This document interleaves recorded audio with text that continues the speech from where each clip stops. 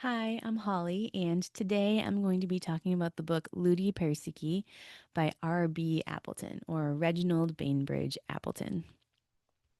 So, Ludi Persici is a series of 11 plays of varying lengths, and the title Ludi Persici means the Perse plays, Perse. And ludus in the title is the word that Appleton chose for play, and it is literally a play from the word ludo, ludere, to play. And I only mention that because it could be kind of confusing if you're used to hearing people refer to plays or skits in Latin as fabulae or scaenae. You may have also heard that grammar schools as well as actual games are referred to as ludi in Latin, but in this title, like I mentioned, ludi are plays like that are performed on a stage, and they are ludi persici because the book's author R.B. Appleton taught at the Perse School in Cambridge, England, and he developed this book for his students that he taught there. This book was published in the early 1900s. The edition that I have was published in 1921. And I mention this specifically for a few reasons. First, because it's good to know the date of any book that you might be interested in reading, the date of um, when it was published. Um, I also mention it because while reading, I think that you can tell that some of these stories are a bit old fashioned or definitely written in a different era. Some aspects of the stories are a little less than what some might consider to be politically correct, like the frequent floggings of school children by their masters. Um, but also because many of the plays take place in the ancient world and ancient history in general is just not politically correct. Um, but while at the same time, while there's a lot of aspects of the text that I think are sort of its time, I also mentioned the publication date because there were also a few things in Appleton's English introduction that stood out because they still ring true today. So I'm just going to read a little excerpt for you here in which the author states his purpose for writing the book. The object of these plays is to improve the teaching of Latin in the lower and middle forms of schools by making the Latin lessons more interesting to the boys. All masters will admit that if they get their boys interested, they can do good work with them. And the masters at the Perse School have found that the use of these and similar plays has been a powerful factor in producing a lively interest and delight in the classical lessons. They are intended primarily for those who employ the direct method of teaching Latin, but they may be used equally well by those who have not yet adopted that method. Their use may help to convert them. But it is hoped that they will help to fill a gap which must often have worried all classical teachers, namely the lack of simple Latin texts which can be read at a pace quick enough to provide interest to those who have only a moderate acquaintance with the Latin language. It is high time that we gave up spending weary hours in stumbling through a few chapters of Caesar and Livy. Let us postpone the reading of these authors until they can be read quickly enough to be enjoyed. And meanwhile, let us give our boys something which, while providing a good preparation for the reading of the classical authors themselves, will, instead of producing a premature weariness of the classics, so enliven the hours of classical teaching that boys will have acquired a love for the language even before they come to read the great authors who wrote it. Uh, um, so, just from a teacher's point of view, and I'm sorry to perhaps momentarily alienate anyone who may be listening to this who is not a teacher, I promise that I won't get too far in the weeds with shop talk or inside baseball or whatever. But what stands out to me here from a teacher's point of view is that this classroom that Appleton describes sounds to me like a very student centered classroom. Something that all of the professional development consultants and education professors and administrators would have you believe didn't exist until yesterday or we're still struggling to make happen. Um, and the direct method in Appleton's particular approach, or what sounds like may have been the approach of everyone at the Perse School, or at least in the Latin department, isn't purely drill and kill. It isn't just sit there and be quiet and be filled with knowledge, sage on the stage, that kind of image that you get whenever people talk about classrooms of yore, um, when they're discussing them today. In fact, instead, the genuine interest and engagement of the students seems to be at heart here, and it's not lost on Appleton or his colleagues that a classroom where lots of learning takes place is an engaging classroom. And his students' genuine interest in the subject matter is really important to him. And honestly, I think that does come across in the plays in this book, which are an absolute hoot. But at the same time, they're also extremely rich in vocabulary, Latin syntax, and classical cultural themes. The other thing that stuck out to me about this introduction is that he mentions the lack of simple Latin texts that can be read quickly enough to keep the attention of those who have only a burgeoning Latin proficiency, Latin reading proficiency at least. And back when I entered the sort of active Latin sphere back around 2014, 2015, it seemed like this was a new problem that everyone was talking about. And people finally began kind of attempting to solve it by writing and publishing their own novellas. And so it's weird to me, having read this introduction, that people have apparently been talking about this since at least the early 1900s.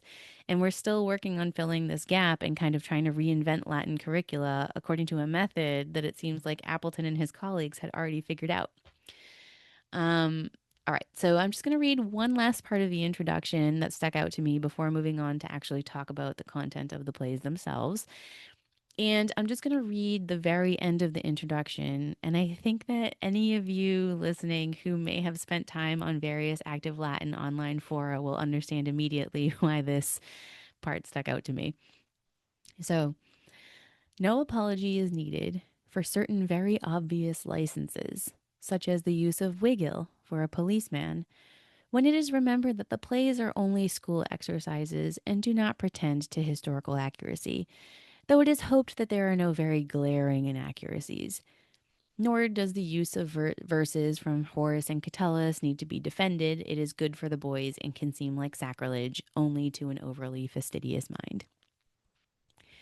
Oh, those overly fastidious minds. So I guess that there were arguments over which Latin words should be used for which modern concept 100 years ago as well. And I'm sure even further back. I'm not really familiar with early modern authors enough to know, but I get the sense that there were arguments over neologisms even back then. But I didn't bring this up to be like, aren't overly fastidious people on the internet such a pain in the butt? I brought it up because I think there's actually an important lesson in what Appleton said. Um, there is no apology needed for certain very obvious licenses when it's remembered that the plays are only for school exercises. So, in other words, for the particular purpose and goal that he had in mind, it was excusable to use certain words that would suffice. Um, and I think it's always important to remember that in the realm of active Latin, what's your goal, right? There's obviously, absolutely circumstances where precision and accuracy should take precedence. But then there's also others where maybe it doesn't matter that much if you have to fudge it a little bit or use a neologism here or there. Mea quidem sententia. All right, so on to the plays themselves. The topics of these plays vary wildly. So some of them take place somewhere, most of them take place somewhere in the ancient world, though at least one takes place in England in Appleton's time, but with a tale from Livy, told by a ghost of a Roman soldier kind of embedded in it. And at least four of the plays are either entirely or partially taking place in a school setting, making them very relatable and relevant to the boys who would have been reading them. Relevance is another thing that administrators beat the drum on nowadays. And so, something that I find really funny about all of these plays that take places in schools is how awful all of the teachers are, considering that the book was written by a teacher. So the teachers are just truly horrible human beings in these plays. And so is he making fun of the way his students perceive their teachers? Is he making fun of his colleagues, of himself? The teachers, as well as also the fathers, in these plays are always awful, ill-tempered, selfish, and given to beating the boys, who themselves are usually quite mischievous. And um, you can tell it's all very kind of exaggerated for comedy's sake. Also, I don't know why, but apparently the concept of washing your neck was very important either in Appleton's time or in ancient Rome because it comes up multiple times in Appleton's works. Boys are always like getting ready for school and their moms are telling them like, go wash your neck again. It happens in Ludi Persici. It happens in Pons Terronum, and I think it also happens in Puer Manus. Um, I don't know. It's so weird. Um, Also, this is a detail that I just noticed while and along with my students, I think. I don't remember who pointed it out, if it was me or them. But pork and little pigs, tot porcoli insunt in fabulis. People are either eating pork or wanting to eat pork or angry because other people are eating pork but not them, or there's a real live living little pig who is getting to mischief. So I don't know what it is, but um I don't know if it was on purpose or what, but little pigs, uh, yeah, they they make a big appearance in these plays. Um, some of the plays are stories that are taken right from the classical corpus. So, for example, there's the story of Perseus. There's a part of the Odyssey where Odysseus encounters Polyphemus in his cave. And there's also like the tale of the end of the Trojan War. One of the plays, entitled Sagai, is a story taken from the beginning of Apuleius's Metamorphoses, also known as The Golden Ass. And I get the impression that this was a work that Appleton was particularly fond of, because another version of the same story, along with other excerpts from Apuleius, is included in another one of his books, Fabulae Virginibus Puerisque. Did I say that right? Or maybe it's backwards. Fabulae pueris virginibusque, I think actually is what it is.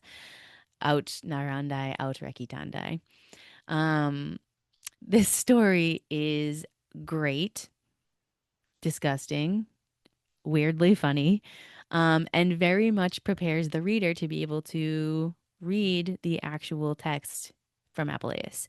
And I've already read the beginning of The Golden Ass before. And so when I read this version, I was like, oh, nice. He's teaching grabatulos and pesulum and other words that I had to look up when I was reading the original version.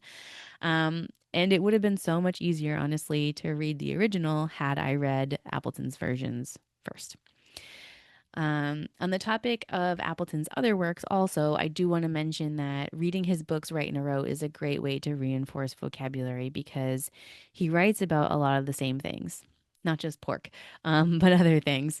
So, for example, in Ludi Persici, there is a very funny and entertaining story about two thieves who commit a crime and end up in the courtroom. And later on, there's a story about two mongers who might have accidentally set one of their slaves free in an attempt to avoid paying a heavy tax upon their arrival in a port, and they end up in a courtroom as well. In Pons Terronum, which I made my previous video about, there's a scene that takes place in a courtroom as well. And so now, having read all of these things, I'm very familiar with the Latin vocabulary words that pertain to the courtroom, such as causidicus, reus, praetor, testis, judices, etc., as well as kind of how all of these things work in a courtroom. And since I brought up Pons Terronum, I'll also just mention that unlike that book, Ludi Persici is less of a textbook than Pons Terronum. So it is absolutely educational and it provides lots of practice with Latin syntax and vocab and cultural themes.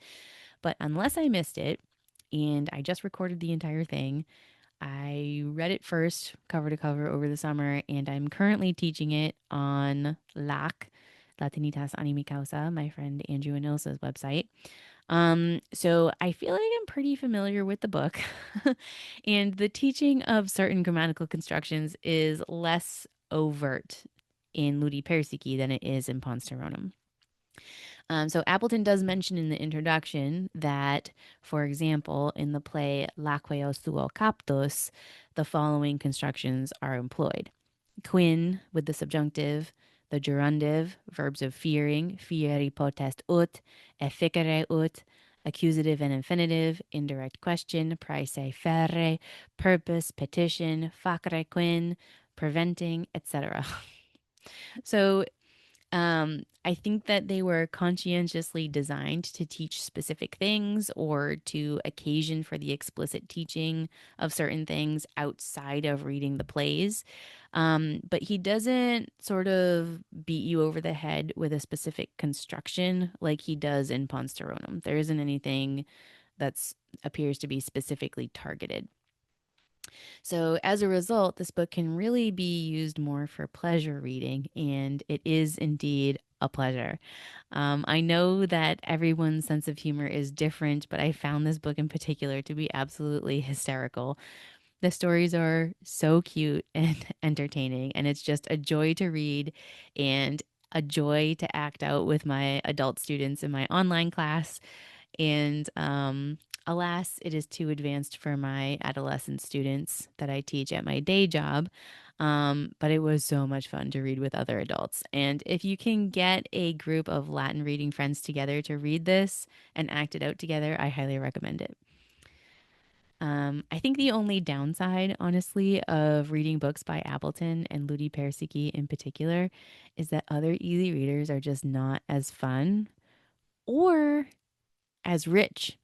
Um, I don't know. I'm going to continue to read them and write up and record little reading journals about them, but I'm feeling right now so sad that I've finished all of Appleton's works. It's like I honestly have that feeling like when you get to the end of like a series on Netflix that you binged, and I'm like, "Ugh, I just want the feeling again, but I want it to feel as new and fresh as it felt the first time." um, So I actually started reading something. I was so desperate for something that I actually started reading something that Appleton wrote in English about the direct method. And maybe I'll record a little like live reading journal video about that as well. Okay. So, if this video has whet your appetite and you're interested in reading Ludi Persici, you can find it at fabulaefaciles.com. You can also find, old PDFs of it around the internet if you Google it. And if you're a busy person and don't have time to read, you can always listen to the recordings that I made on my channel. And if there's any other easy readers or intermediate readers, really, that you've read, graded readers, anything that you feel like are really good and want to share, please put them in the comments underneath this video. And thank you for listening. And I hope that you check out this book for your Latin reading pleasure. Vale.